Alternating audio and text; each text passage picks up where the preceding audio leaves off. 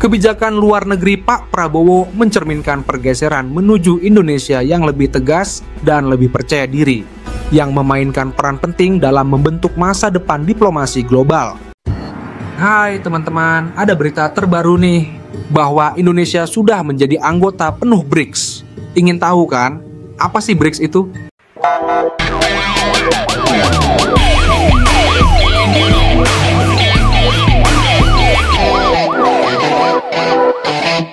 Sesuai dengan namanya, BRICS adalah singkatan dari suatu kelompok informal yang pada awalnya terdiri dari negara Brasil, Rusia, India, Cina, dan South Africa atau Afrika Selatan.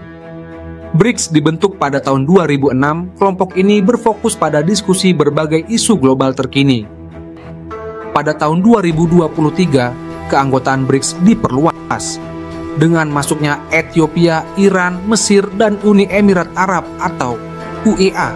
Selain itu, kelompok ini juga dibentuk untuk menyatukan seluruh negara yang berkembang utama di dunia dengan tujuan menentang dominasi politik dan ekonomi dunia seperti Amerika dan Eropa. Melansir dari The Star, Jumat 25 Oktober 2024, terdapat 13 negara seperti Indonesia, Malaysia, Aljazair, Belarus, Bolivia, Kuba, Kazakhstan, Nigeria, Thailand, Turki, Uganda, Uzbekistan, dan Vietnam diakui sebagai mitra resmi. Meskipun penambahan ini belum tentu menjadikan mereka anggota penuh. Dan akhirnya Indonesia secara resmi bergabung sebagai anggota penuh BRICS pada hari Senin tanggal 6 Januari tahun 2025 waktu Brasil. Indonesia menyambut positif keanggotaan penuh dalam BRICS yang diumumkan oleh Brasil sebagai ketua BRICS tahun 2025 dan berkomitmen untuk berkontribusi secara aktif dalam agenda organisasi tersebut ke depannya. Kementerian Luar Negeri RI dalam pernyataan persnya di Jakarta, Selasa 7 Januari 2025 mengungkapkan, Indonesia sebagai negara dengan ekonomi yang terus berkembang, berkomitmen untuk mendukung agenda BRICS, termasuk memperkuat ketahanan ekonomi kerjasama teknologi dan pembangunan berkelanjutan.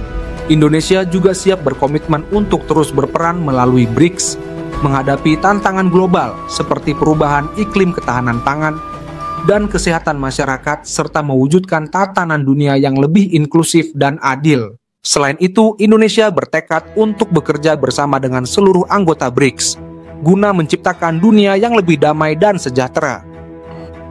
Bergabungnya Indonesia ke dalam BRICS dipandang sebagai langkah strategis untuk mempererat kolaborasi dengan negara-negara berkembang lainnya berdasarkan prinsip kesetaraan, saling menghormati, dan pembangunan berkelanjutan. BRICS juga merupakan platform yang penting bagi Indonesia untuk memperkuat kerjasama negara selatan-selatan dan memastikan suara negara-negara selatan global terwakili dalam pengambilan keputusan di tingkat global. Ada satu pertanyaan, benarkah Indonesia semakin kuat posisinya di ASEAN dan global di tangan Bapak Prabowo? Hasilnya bagaimana? Sudah nampak atau belum sih? Tetapi bila dilihat dari terobosan-terobosan yang sudah dilakukan Bapak Prabowo, akhir-akhir ini tentu akan menguatkan pondasi-pondasi yang menjadi dasar untuk melangkah ke arah penguatan Indonesia, baik di tingkat ASEAN maupun di tingkat global.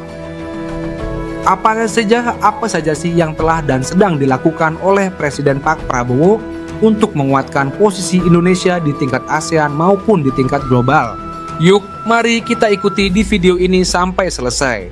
Kebijakan luar negeri Pak Prabowo mencerminkan pergeseran menuju Indonesia yang lebih tegas dan lebih percaya diri, yang memainkan peran penting dalam membentuk masa depan diplomasi global.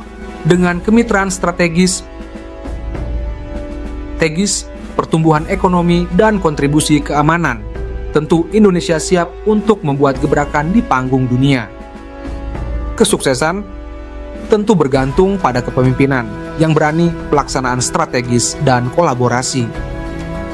Dengan kepemimpinan Bapak Prabowo Subianto, di Indonesia yang baru saja dilantik sebagai presiden pada tanggal 20 Oktober 2024, publik tentu bisa melihat terdapat banyak perbincangan seputar perubahan kebijakan baik kebijakan di dalam negeri maupun kebijakan luar negeri negara Indonesia.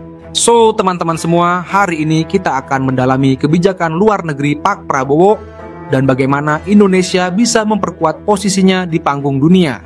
Dalam penguatan posisi Indonesia di global, saya yakin Pak Prabowo paham dengan apa yang harus dilakukan.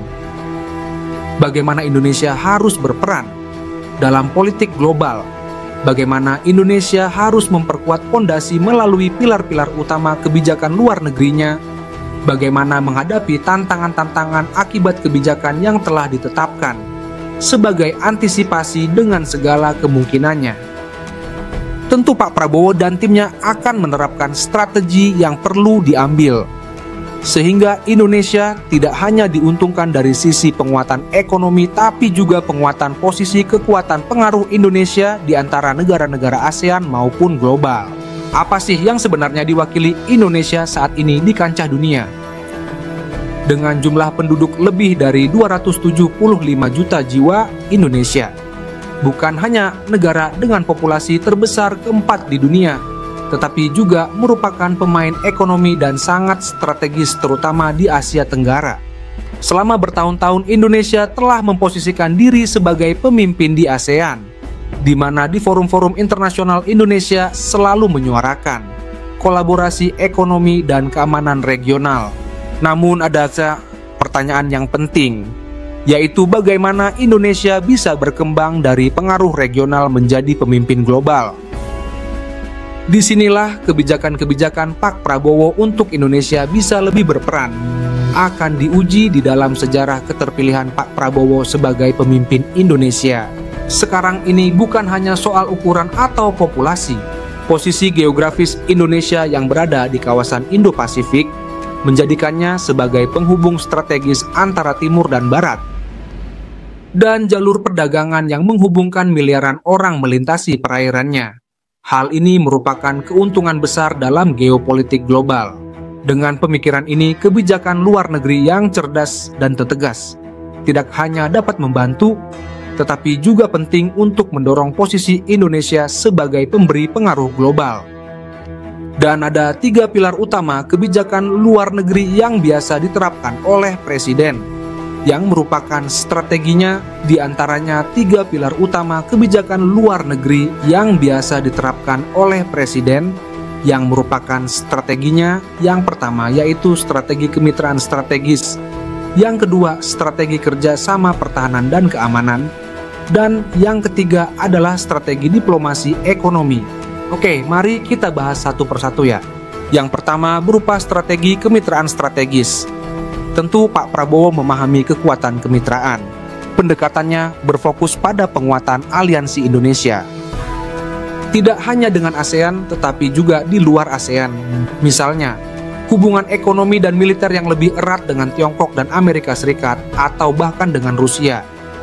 Meskipun ada ketegangan di antara mereka, tapi disinilah peran Indonesia dinilai sangat penting di antara mereka. Tindakan penyeimbang yang tampaknya dapat ditangani dengan baik oleh Indonesia pasti dapat memposisikan Indonesia sebagai negara yang netral dari konflik mereka. Strategi penyeimbangan ini memastikan Indonesia tetap netral, namun sangat diperlukan dalam hal negosiasi global. Saya kira kebijakan politik Presiden Prabowo yang terkait dengan strategi. Yang pertama yaitu kemitraan strategis dengan negara ASEAN. Dan negara di luar ASEAN akan memiliki beberapa manfaat yang signifikan. Manfaat yang pertama adalah adanya peningkatan kerjasama ekonomi. Di lingkup ASEAN, kemitraan yang lebih kuat antara Indonesia dengan negara-negara ASEAN dapat meningkatkan perdagangan intra-ASEAN, investasi, dan integrasi ekonomi. Hal ini dapat mendorong pertumbuhan ekonomi regional yang lebih stabil dan berkelanjutan. Sedangkan kerjasama Indonesia dengan negara-negara di luar ASEAN, seperti dengan negara-negara maju dan berkembang lainnya, itu dapat membuka peluang pasar baru bagi produk dan jasa Indonesia, serta menarik investasi asing yang lebih besar. Manfaat yang kedua adalah penguatan keamanan regional di lingkup ASEAN melalui kemitraan yang lebih erat antara Indonesia dengan negara-negara ASEAN dapat bekerja sama untuk menangani isu-isu keamanan seperti terorisme, peredaran narkoba, dan perdagangan manusia misalnya. Sedangkan di luar ASEAN, hubungan yang baik antara Indonesia dengan negara-negara di luar ASEAN dapat membantu dalam menghadapi tantangan keamanan global seperti ancaman cyber dan konflik internasional. Manfaat yang ketiga adalah pengembangan infrastruktur dan teknologi di lingkungan ASEAN. Kemitraan antara Indonesia dengan negara-negara ASEAN dapat mempercepat proyek-proyek infrastruktur regional seperti jaringan transportasi dan komunikasi yang lebih baik. Sedangkan di luar ASEAN, kerjasama antara Indonesia dengan negara-negara maju di luar ASEAN dapat membawa transfer teknologi dan inovasi yang bisa diterapkan di berbagai sektor, seperti energi terbarukan, teknologi informasi, dan industri manufaktur. Sementara itu dulu yang bisa saya uraikan di episode pertama ini. Sampai ketemu lagi di episode kedua yang lebih seru. Dengan saya Cakto Carlos, tetap di Carlos Monitoring.